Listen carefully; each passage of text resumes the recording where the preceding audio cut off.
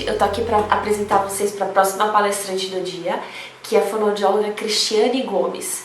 É uma pessoa super entendida sobre amamentação, muito estudada. Ela é docente do curso de fonoaudiologia da Unopar, Universidade Norte do Paraná de Londrina. Ela é formada pela Unesp de Marília, doula pelo Gama de São Paulo, consultora internacional de amamentação pelo IBLCE. Ela é especialista em motricidade oral pelo Conselho Federal de Fonoaudiologia, mestre em educação, doutora em pediatria e pós-doutora em saúde coletiva. E hoje ela vai falar para vocês sobre a amamentação como base de uma introdução alimentar de sucesso. Eu espero que vocês gostem da palestra da Cris, ela tem muita informação bacana para dar para vocês. E se vocês tiverem alguma dúvida, a Cris está super disposta a tirar as dúvidas depois da palestra, tá legal? Muito obrigada pela participação de todos e tenham uma ótima aula. Olá, hoje nós vamos falar um pouquinho sobre a amamentação como base para a introdução alimentar de sucesso. Então a minha fala de hoje vai ser um pouco sobre o aleitamento materno, que é uma fase anterior da alimentação complementar. Na verdade, não é para deixar as mães que não conseguiram amamentar ou tiveram alguma dificuldade na amamentação com culpa, mas para mostrar, na verdade, a importância e como a amamentação prepara o bebê para a alimentação complementar. Eu quero, em primeiro lugar, agradecer a Aline pelo convite e contar um pouquinho da minha experiência também, dos meus trabalhos de doutorado e pós-doutorado, nesse sentido de mostrar como a amamentação prepara a musculatura do bebê para a mastigação. Então, meu nome é Cristiane Gomes, eu sou fonoaudióloga de formação, fiz meu mestrado em educação, meu doutorado em pediatria, meu pós-doutorado em saúde coletiva. Eu sempre me apaixonei pela amamentação e desde a minha graduação eu trabalho em hospitais, principalmente hospitais amigos da criança, e eu acabei me especializando nessa área de aleitamento materno. Hoje eu sou doula e consultora internacional em amamentação. Me especializei em motricidade orofacial e hoje eu sou docente, do curso de fonoaudiologia na Universidade do Norte do Paraná, Unopar, no município de Londrina, estado do Paraná. Então, a minha palestra de hoje tem esse mesmo tema, a amamentação como base para uma alimentação complementar de sucesso. Então, eu queria agradecer essa oportunidade e espero que mães, pais, profissionais de saúde, estudantes, pessoas que se interessam por esse tema, possam aproveitar a minha fala para entender um pouquinho como a amamentação é importante para preparar o bebê, tanto na parte muscular, crescimento facial, toda essa parte para a alimentação complementar e também, posteriormente, para a mastigação, deglutição, a fala e todo o desenvolvimento que é importante para o futuro dessa criança. Bom, para começar, eu queria falar um pouquinho sobre o pré-natal. Então, anteriormente ao nascimento do bebê, ele já tem todo um preparo dentro do útero da mãe para que ele realize essas funções da amamentação. Dentro do útero ainda, o bebê já se prepara para realizar esses reflexos que são importantes para o nascimento ainda na barriga da mãe. Então, mais ou menos no 3º mês de gestação, o bebê começa a engolir. Então, o reflexo de deglutição já começa a aparecer ainda bem pequenininho na gestação. É o primeiro reflexo de alimentação que aparece e ele começa a engolir o líquido amniótico que o cerca. É importante essa deglutição começar a aparecer nesse 3º mês de gestação, porque ele começa também a controlar a quantidade de líquido amniótico. Uma parte desse líquido é absorvido pelo próprio organismo da mãe e uma boa parte dele é deglutido. Então o bebê engole, uma parte é absorvido e faz esse controle de líquido amniótico. Muitas vezes, quando o líquido não diminui, Já na gestação há um possível diagnóstico de problemas, né, na deglutição do bebê. Depois, aos 5 meses mais ou menos, né, isso tudo são meses aproximados, não dá pra gente dizer a partir exatamente do 5º mês que isso vai acontecer, mas são meses aproximados, o bebê começa a desenvolver esse reflexo de sucção. E aí é interessante, né, a gente pensar que ele não tem absolutamente nenhum apetrecho dentro do útero para sugar. Ele desenvolve esse reflexo e o que ele tem para treinar, né, dentro do útero é simplesmente ou o cordão umbilical ou o seu próprio dedo, sua própria mão. Então, muitas vezes as mulheres, no seu ultrassom, já conseguem observar que o bebezinho está sugando o dedo. Muitas acham lindo, maravilhoso, não se preocupam com isso, mas já muitas mães já me procuraram, preocupadíssimas, perguntando se já existe a possibilidade do bebê criar um vício, um hábito de sucção dentro do útero. E, na verdade, é necessário, né, que o bebê sugue o dedo ou sugue o cordão umbilical, porque a partir desse reflexo que se inicia no 5º mês, o bebê precisa ter um treino oral que aprimore a sucção, para que quando ele nasça, ele já tenha a sucção aprimorada, treinada, para que ele sobreviva, para que ele consiga, ao nascer, ter a sucção no seio materno. Então, na verdade, é desnecessária a preocupação pré-natal e pós-natal, nós vamos ver também, com relação à sucção do dedo do bebê. Então, existem muitos mitos em relação a isso que a gente vai precisar desconstruir, porque a sucção do dedo é fisiológica. Graças a Deus não existe chupeta e nenhum outro objeto dentro do útero para o neném sugar, e é totalmente desnecessário. O bebê precisa, né, e é fisiológico o treino do dedo, e ele precisa disso para aprimorar a sucção. O bebê vai precisar disso para ele conseguir sugar efetivamente a mama. E o aleitamento materno nós vamos ver que é a melhor sucção que ele vai realizar. Então, a partir do 5º mês, ele começa a desenvolver esse reflexo. Nós vamos ver que reflexo é algo inato, inconsciente e que o bebê não controla. E consciência, uma questão voluntária, é algo que o bebê tem consciência, tem vontade e ele controla. Então, nós temos que ter essa diferenciação também. Então, desde o pré-natal, 5º mês de gestação, até 6º mês aproximadamente pós-natal, a sucção é reflexa. O bebê não controla, o bebê não tem consciência e não tem vontade sobre aquilo. Isso é desencadeado quando existe fome, quando existe necessidade fisiológica ou necessidade neural, que nós também temos que considerar. A necessidade fisiológica é a necessidade de preenchimento gástrico, necessidade de fome, necessidade de crescimento, necessidade de ganho de peso. Então, isso é controlado pelo cérebro, para a sobrevivência do recém-nascido, para a sobrevivência do bebê. E a necessidade neural faz parte da fase oral, que nós sabemos que o recém-nascido, o bebê, ele tem várias fases emocionais, da fase oral, fase anal, fase fálica. Então, até o período de 2 anos, 3 anos, o bebê passa pela fase oral. E tudo que vai à boca é uma questão de prazer, de necessidade de desenvolvimento. Ele precisa passar por essa fase.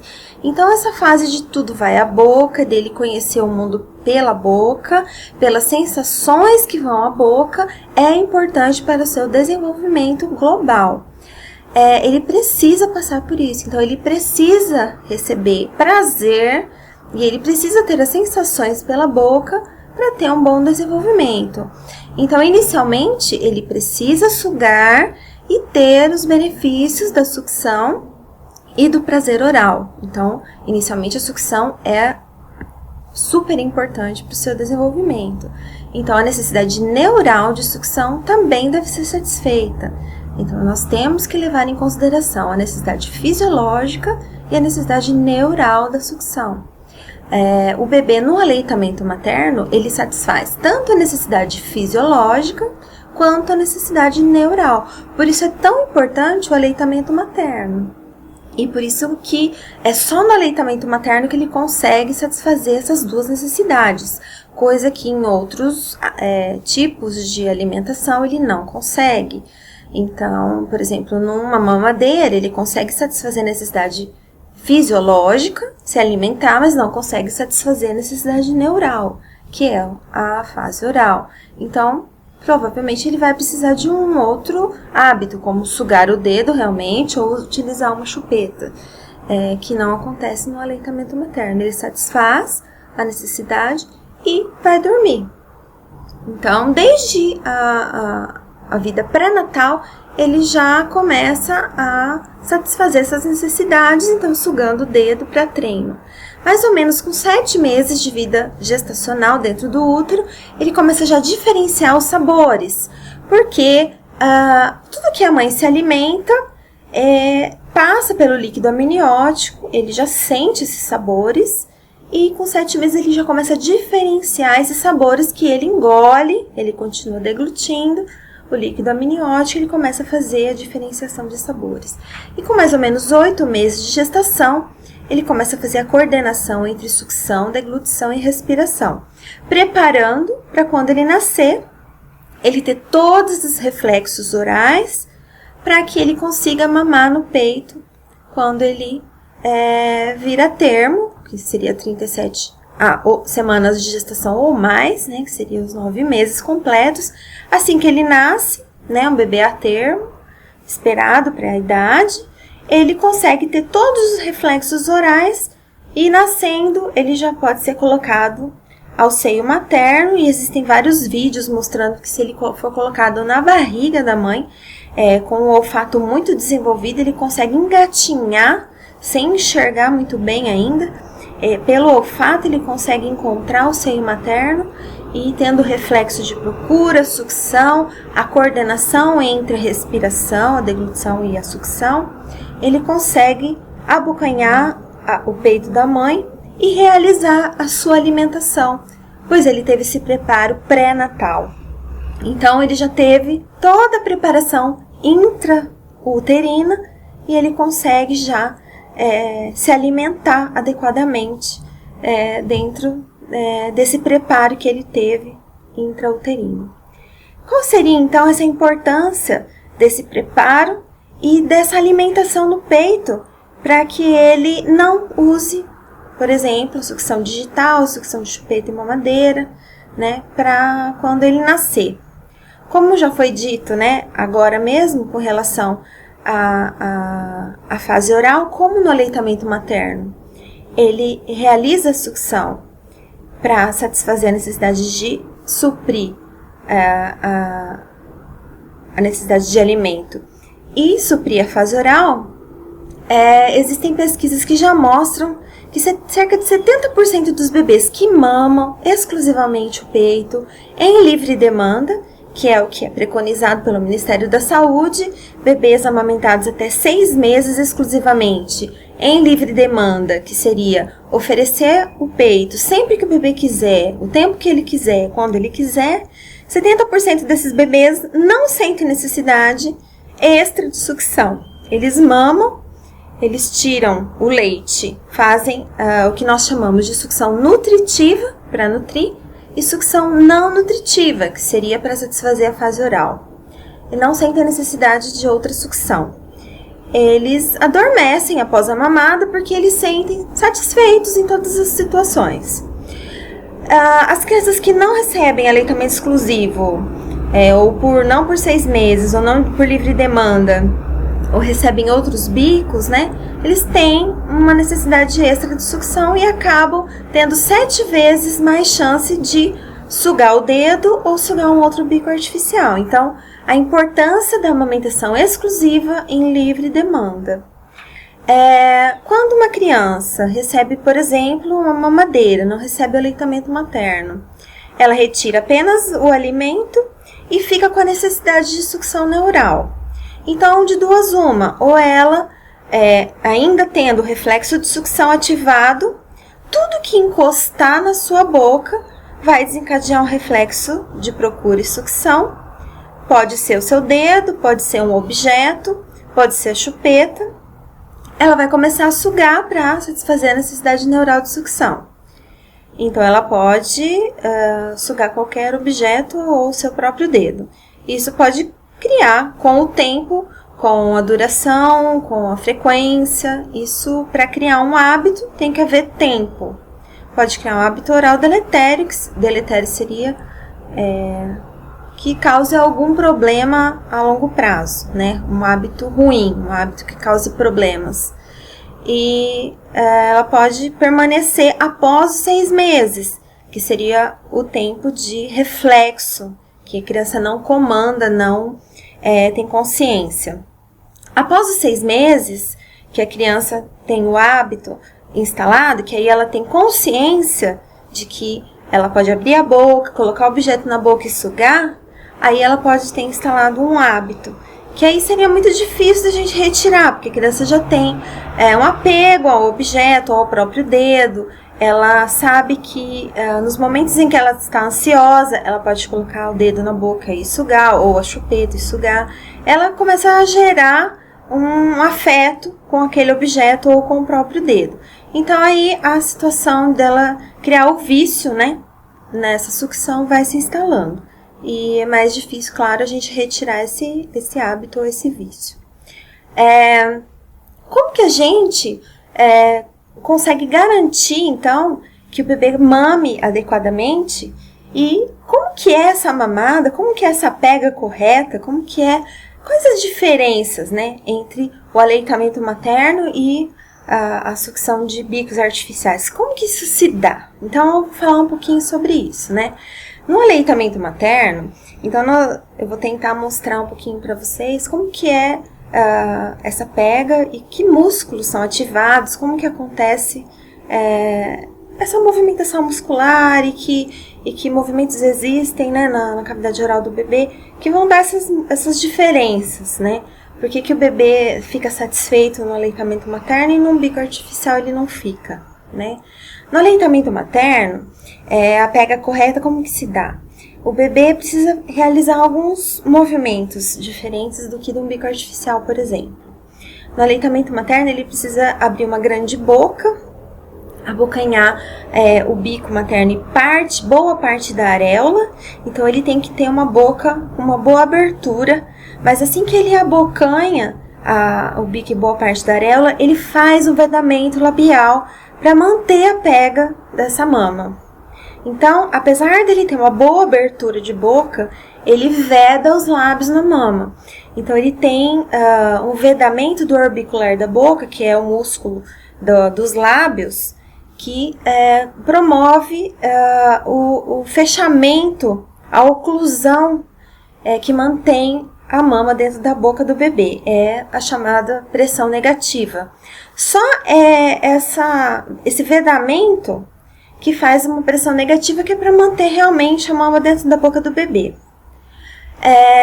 Outra coisa importante é que essa mama, por essa pressão negativa, ela aumenta muitas vezes dentro da boca do bebê. O importante é a gente saber que só a mama materna, mas nenhum bico, e isso é da mulher, né? Nenhuma fábrica, nenhuma indústria nunca vai conseguir fazer um bico tão maleável que se adapte à boca do bebê.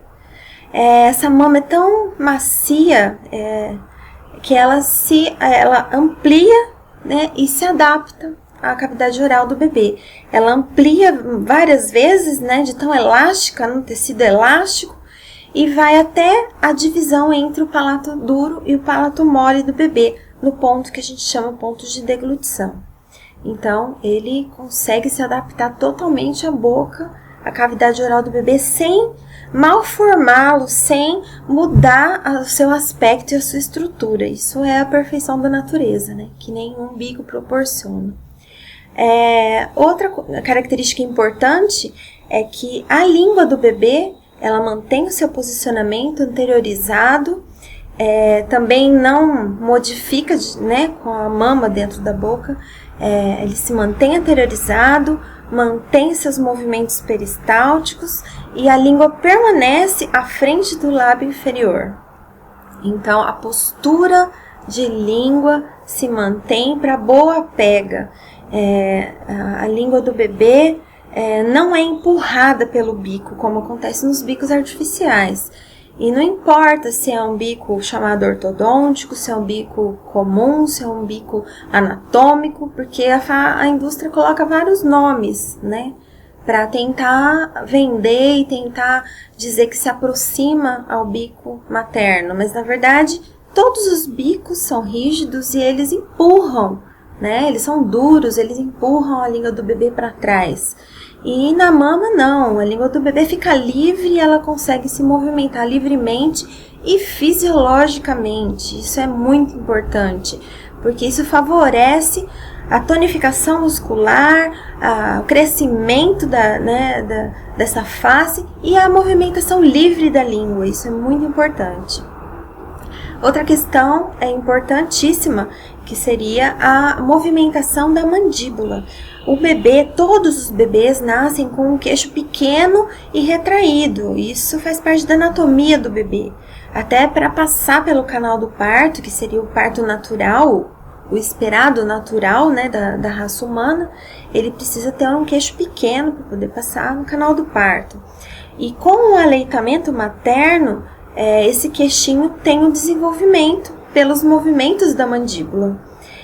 Com esse queixo pequeno e retraído, ele precisa fazer muitos movimentos para que haja um crescimento adequado e que tenha espaço suficiente para a erupção dos dentes e um crescimento facial harmônico, para captação depois do alimento e erupção dos dentes, alinhamento dos dentes.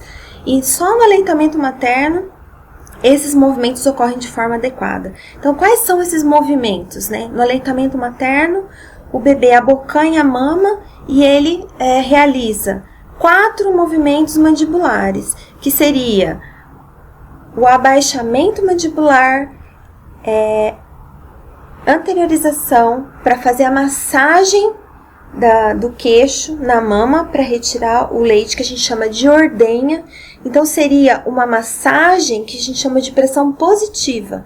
Então, a mandíbula baixa, abre, vai para frente, anterioriza, eleva, vai para superior e retrai. Então, fazendo 4 movimentos, ele faz a massagem na mama, pressão positiva, e é aí que o leite é retirado da mama. Com esses 4 movimentos mandibulares, a gente tem o crescimento da mandíbula na vertical e na horizontal. Isso não acontece em nenhum bico artificial. Quando um bebê mama uma mamadeira ou usa uma chupeta, nós só temos 2 movimentos mandibulares, que seria abaixamento e elevação. Esses 2 movimentos só promovem um crescimento vertical mandibular. Ele não permite o crescimento horizontal.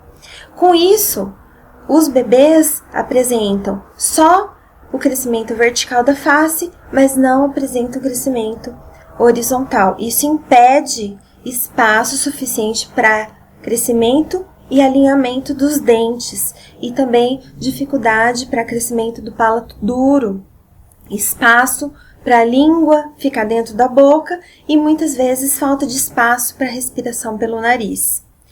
Essa é uma grande diferença importantíssima de crescimento facial, porque na chupeta, na mamadeira e qualquer outra técnica de alimentação, não existe crescimento facial harmônico da face. Só no aleitamento materno que isso é possível. Essa grande diferença vai trazer consequências também musculares que a gente vai ver. Por quê? Porque no aleitamento materno, os músculos que são trabalhados na ordenha que nós falamos agora, que o trabalho é sempre de pressão positiva, a pressão negativa, como nós falamos, é só de segurar a mama na cavidade oral do bebê. A pressão positiva é que faz a ordenha, por isso que nós não chamamos de sucção, porque a sucção é sempre por pressão negativa. O aleitamento materno é por pressão positiva, esse movimento mandibular de 4 movimentos. Os músculos que são trabalhados no aleitamento materno são os músculos mastigatórios. Por isso Carvalho, que é uma dentista muito conceituada na área da amamentação, diz que o aleitamento prepara o bebê para mastigação. Porque os músculos que trabalham no aleitamento já são os músculos da mastigação. Então, o bebê trabalha principalmente esses músculos da mastigação, que são os masseteres e os temporais. Tanto que dá para perceber, enquanto o neném mama, que esses músculos trabalham. Tanto que muitas vezes o bebê mama tanto que transpira essa região aqui do cabelo e dá para sentir a movimentação da musculatura dos masseteres. Esses músculos são os músculos elevadores da mandíbula que vão fazer a mastigação. Esse bebê já está se preparando para a mastigação aos 6 meses, principalmente no método BLW, em que ele vai manipular os alimentos, agarrar os alimentos com as mãos e como ele está na fase oral, ele vai levar esses alimentos à boca e já vai ter a musculatura preparada, o orbicular da boca que faz a pega da mama para vedamento labial e a musculatura mastigatória para morder. É claro que ele ainda não vai ter a mastigação padrão adulto, mas ele já vai fazer o fechamento, então ele vai pegar o alimento e vai morder o alimento. Já é o início do aprendizado da mastigação. Mesmo que ele ainda não tenha dentes, ele vai começar a fazer o movimento mastigatório inicial, que seria a mastigação bilateral simultânea, que seria o morder, o mascar, no caso que ele ainda não tem os dentes, mas é o início e ele já tem a musculatura preparada para iniciar o treino do BLW. Então, por isso que seria a sequência lógica do aleitamento materno, já tem o preparo da musculatura para isso. E aí, com a erupção dos dentes e com o treino no BLW, ele vai começar a dissociar os movimentos, porque a língua também já tem o seu tônus, né, a sua mobilidade treinada, ele vai começar a lateralizar os movimentos de língua e com isso os movimentos de mandíbula, podendo fazer a lateralização do alimento e a lateralização da mandíbula. Com isso ele vai aprendendo a fazer os movimentos dissociados. Isso é muito importante e muito interessante, porque a criança que só recebe a mamadeira e só faz o movimento de abertura e fechamento, não faz anteriorização e posteriorização da mandíbula, terá um pouquinho mais de dificuldade, mas não quer dizer que o BLW não seja muito importante para ajudar essa criança que já que não teve um preparo adequado na amamentação, que ele não possa desenvolver com o BLW a mastigação, ao invés de ser dado a papinha e ele ter mais dificuldade ainda de treinar a sua musculatura mastigatória. Então, é muito interessante, mesmo para as crianças que não passaram pela amamentação, treinarem a musculatura mastigatória através do BLW. É muito importante que a gente treine essa questão da musculatura. Mas que o aleitamento materno é o preparo para a mastigação e utiliza os músculos da mastigação, isso já está descrito em literatura. Agora, na mamadeira, o que acontece? O bebê não trabalha esses músculos mastigatórios que eu comentei, mas ele utiliza bucinadores, que é a musculatura da bochecha, porque ele só faz abertura e fechamento e, se vocês observarem, a criança acaba utilizando esse movimento. Como ela só abre e fecha, o bucinador, que é a musculatura da bochecha, que vai fazer todo o trabalho. Essa musculatura, estando extremamente ativa, ela acaba pressionando as arcadas dentárias. Esse pressionamento das arcadas dentárias acaba deixando estreitas as arcadas dentárias e atrapalhando a erupção dentária e o alinhamento dos dentes. Então, quanto mais a gente trabalhar a sucção dos bicos, mais difícil vai se tornar o crescimento facial. Se a criança teve que, por algum motivo, utilizar a mamadeira, a inserção do BLW vai acabar trabalhando a musculatura mastigatória e deixando um pouquinho o bucinador de lado, tentando equilibrar um pouquinho esse crescimento da face. Então, a gente consegue equilibrar um pouco, ao invés de ficar estimulando ainda mais o trabalho dos bucinadores. Então, seria importante inserir o BLW mesmo nas crianças que não foram amamentadas. A gente consegue ter um trabalho interessante da musculatura e tentar equilibrar um pouco mais, tentando como se ganhar um pouco de tempo se a criança não teve a amamentação. Então, isso que eu queria deixar de lembrança, né, de mensagem para as mães, não como forma de culpa, mas como um trabalho que possa correr atrás desse prejuízo que possa ter ficado a mãe que não conseguiu amamentar e teve que usar o bico artificial. Aos 6 meses ela pode abandonar o bico artificial com o tempo, trabalhar o uso do copo, que pode ser o copo de boca larga sem o bico de transição, porque esse bico de transição também vai trabalhar o bucinador. Então, a gente pode trabalhar o BLW e o copo de boca larga, porque aí a gente trabalha no copo a musculatura mastigatória e mais no BLW a musculatura mastigatória. Então, a gente acaba voltando a trabalhar a musculatura mastigatória e deixando para trás o estímulo dos bucinadores, da musculatura inadequada e tentando trazer de volta o trabalho que foi abandonado precocemente por alguma dificuldade que a mãe teve. Então, a gente consegue tentar trazer o tempo perdido de volta e com a mastigação agora, porque a sucção, a tendência é que o reflexo seja inibido e aí se torna voluntário. A criança, claro, até 2, 3 anos, até quando a mãe quiser amamentar, ela pode amamentar. A mastigação toma o lugar da sucção como uma função mais importante, e aí a mastigação até a vida adulta vai se tornar a função mais importante. O que a gente tem que pensar é que essa mastigação vai ter que ser bilateral, alternada. Então, a gente tem que orientar a criança a mastigar um pouquinho de cada lado para equilibrar a harmonia da face, a musculatura, né, ser equilibrada, e esse crescimento vai continuar até a fase adulta. Então, a importância de não ficar na consistência pastosa, a criança tem que ir evoluindo para consistência sólida e todos os alimentos dentro do que é saudável. Isso vai fazer com que a erupção dos dentes seja estimulada, a oclusão, a respiração que deve ser nasal. Então, tudo isso vai estimular fala, deglutição, mastigação, todas as outras funções do sistema estomatognático de forma correta.